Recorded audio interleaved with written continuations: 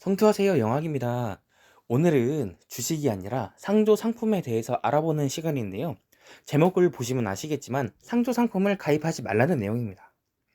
상조를 가입하면 가입한 사람도 힘들어지고 상조를 권유하여 가입시킨 사람도 힘들어집니다.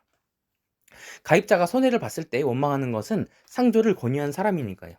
본격적으로 시작하겠습니다. 시작 전에 좋아요 꼭 눌러주세요.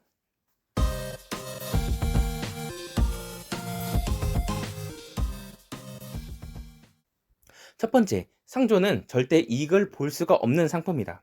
말 그대로 상조는 이익을 볼 수 없는 상품입니다. 적금을 들면 일정한 금액을 납입했을 때 이자를 줍니다. 상조는 일정한 금액을 납입했을 때 그것을 어떤 상품을 할부로 구매한 것으로 인식합니다. 만약 390만 원짜리 상조를 가입했다면 내가 구매한 상조 상품의 가격은 390만 원 이하라는 것입니다.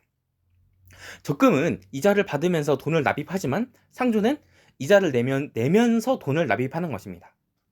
두 번째, 장래 비용이 계속 오르니까 지금 가입하면 이득을 보는 것 아니에요? 맞습니다. 인건비도 오르고 음식값도 오릅니다. 그런데요, 물가 상승이 걱정된다면 예금과 적금을 활용하면 될 것입니다. 5천만 원까지 예금자 보호가 되는 상품이 있는데 적금에 비해 부실한 상조를 이용할 이유가 있을까요?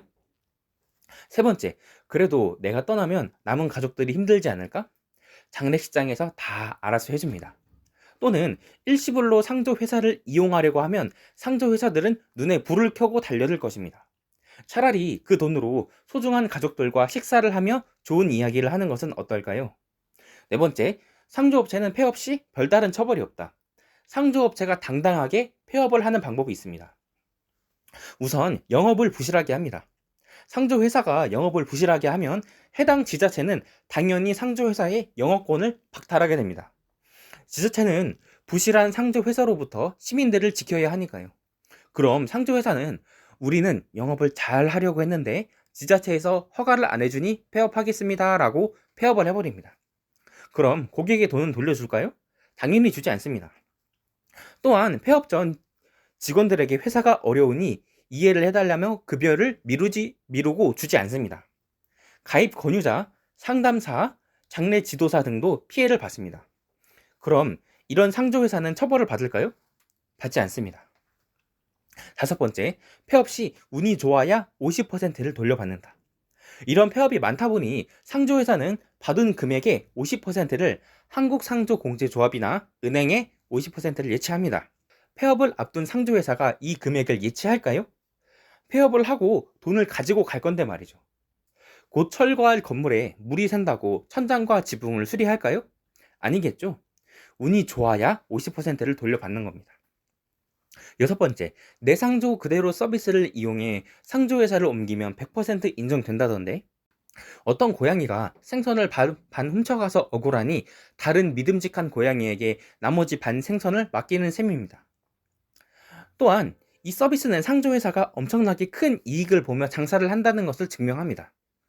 400만 원짜리 상품 중 50%인 200만 원만 납입한 피해자가 있다고 가정을 해봅시다. 이 피해자는 200만 원을 다른 상조회사에 납입하면 400만 원을 인정받는다고 생각해 상조회사를 옮깁니다. 그런데 말이죠. 다른 상조회사는 200만 원만 받아도 이익이 난다는 것을 증명하는 것 아니겠습니까? 다른 상조회사는 바보라서 200만 원만 받고 400만 원짜리 상품 서비스를 지급하는 것이 아닙니다. 200만 원으로도 그 서비스를 진행했을 때 이익이 남으니 상조 가입자를 데려오는 것이죠. 물론 한국상조공제조합이나 은행에 예치된 이 가입자의 100만 원은 이 상조회사에게 돌아가겠죠. 일곱 번째, 가전제품을 준다던데 가전제품을 지급하는 상조회사도 있습니다. 그런데 그거 사실 가입자의 돈으로 주는 것입니다. 해약을 하게 되면 다 물어내야 됩니다.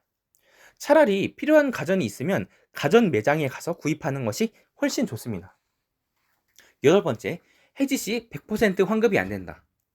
대부분의 상조 회사는 1년 내 해지 시 0%의 수렴하는 돈을 해지 환급금으로 줍니다.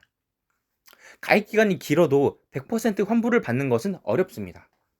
그동안 물가가 상승해서 손해를 보는 것은 말하지 않아도 아시겠죠? 아홉 번째, 지금은 100세 시대, 120세 시대이다. 근데 상조 기업이 그때까지 있을까? 우리나라에 5손가락 안에 들던 대우그룹도 IMF에 없어졌고, 최초의 노트북을 만들었다고 알려진 일본의 도시바도 최근 상장 폐지를 했습니다. 그럼 상조회사는 얼마나 길게 살아남을까요? 지금까지 많은 상조회사가 생겼고 많은 상조회사가 사라졌습니다. 우리는 100세까지 살아가는 시대를 살고 있는데 그때까지 상조회사가 살아남을 수 있을까요? 10번째, 여기까지 봤으면 해약하시는 걸 추천해요. 앞서 말씀드렸듯이 일시불로 상조회사를 이용하면 상조회사들은 엄청나게 달려듭니다. 요즘은 후불로 이용하는 상조회사도 있습니다. 이 돈으로 소중한 가족과 식사 자리를 가지시는 것을 추천드립니다. 11번째, 내가 사망하면 상조회사가 알아서 유족에게 연락해 주겠지? 상조회사는 가입자가 사망해도 유족에게 연락을 해주지 않습니다. 그럼 상조 가입을 한 걸 모르고 사망자의 장례를 다 치렀다면 어떻게 될까요?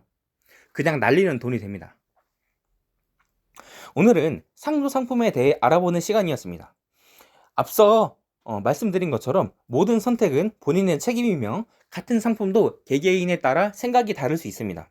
상조 상품을 결정하시는데 참고하시길 바랍니다. 오늘 영상은 주식에 관한 영상은 아니었지만 살면서 꼭 필요한 내용이었을 것이라 생각합니다.